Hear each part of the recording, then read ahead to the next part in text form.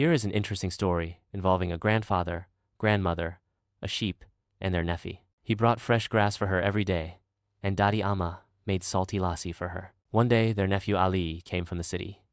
He had come to the village for holidays and was very happy that he will get a chance to spend time with his grandparents. Ali immediately liked the cart. He said, "Grandpa, can I play with the cart?" Grandpa smiled. "Of course, but remember, the cart is a little naughty," he said. "It can run away if you don't pay attention."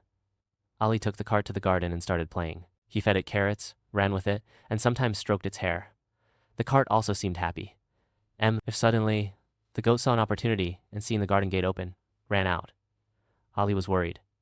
He immediately called his grandparents. "The goat has run away." Grandfather picked up his stick, and grandmother her headscarf. "What?" And the three set out in search of the lost lamb. Ali was very ashamed. On the way, they kept asking the villagers, "Have you seen a white sheep?"